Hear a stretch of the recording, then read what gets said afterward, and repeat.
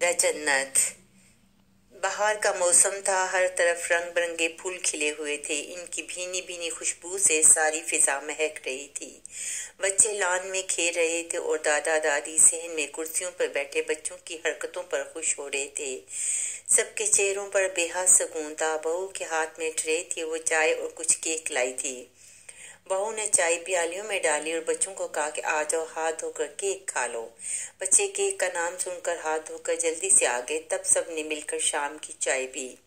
सूफिया के मियाँ रात को ऑफिस से घर आते थे, ससुर और सास के साथ, और बच्चों के घर की जिम्मेदारी सूफिया बड़े आसान तरीके से निभाती थी। घर के अंदर इतना सुकून और प्यार था कि सब हमसाए इनके इस सुकून पर रश्क करते। ये सब कुछ वालिदैन के हुस्न सलूक से था।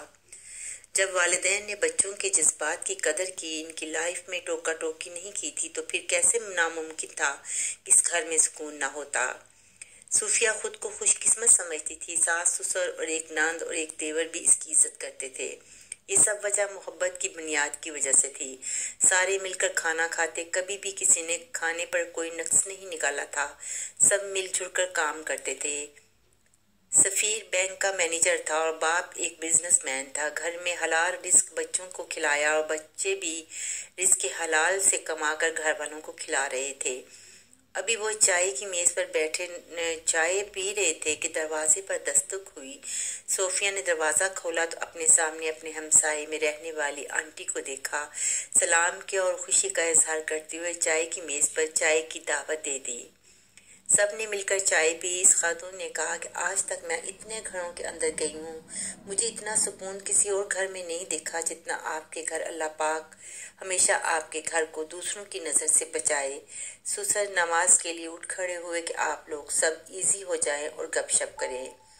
उनके जाने के बाद वो खतून काफ़ी देर इनके पास रही। इसने जाते हुए एक बात कही, मुझे भी अगले माह बेटी की शादी करनी है। कोई ऐसा वजीफा या कोई बात मुझे कहें कि मैं भी अपने घर को जन्नत बना सकूं। सास ने बड़े मुस्कुराते अंदाज से कहा कि पहले खुद की कुर्बानी देनी पड़ती है, फिर कुर्बानी ली जाती है। मैं समझी नहीं, पड़ोसी बोली तो सास ने हंसी रोकी। बच्ची की हरकता पर यूं आंखें बंद करो कि तुम्हें उसका इल्म नहीं, दूसरों को भी इसका ऐब मालूम ना हो। अपनी आवाज़ हमेशा नीची रखो। पहले तुम्हारी मोहब्बत की इंतहा हो, क्योंकि वो गैर घर से आई है। इसे घर के माहौल का पता नहीं, इसलिए इसके साथ सब्र के साथ और प्यार के साथ खुद साथ मिलकर काम करवाना, घर में सबके सामने इज्जत करवाना। मियाँ बीवी इसका आए तो इसे वक्त से पहले फारिग करो ताकि वो अपना हुलिया ठीक कर ले। ये चंद बातें तुम अपने पल्लू बांध लो, फिर तुम्हारा घर भी ऐसा ही होगा। बातें सुनकर इसने ऐहद किया कि सब कुछ आसान नहीं था, मगर वादा तोड़ना भी गुनाह था। आप तो घर जन्नत बनाना था, इसलिए इसे करना ही था। शादी हुई, सभी ने देखा कि सास में काफ़ी तब्दीली थी। इसने घर के हर फर्द से कहा था कि घर का सुकून किसी के साथ इज्जत से और प्यार से चलता है। कभी घर में किसी के खिलाफ बात नहीं होगी। मैं पहले खुद इस पर अमल करूँगी। और यूं वाकई इसने घर को इसी तरह चलाया।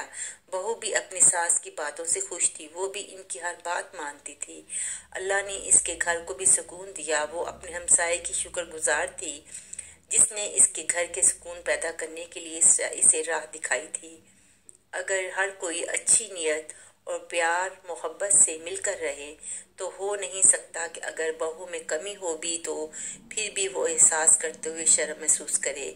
हमेशा अल्लाह पाक का जिक्र करें, अच्छे वाक़यात सुनाएं, खुद भी माहौल को साफ रखें, रोक टोक से परहेज करें, मिलकर सबसे काम करें, किसी पर शक मत करें, तो फिर शायद सबके घर जन्नत बन जाएं।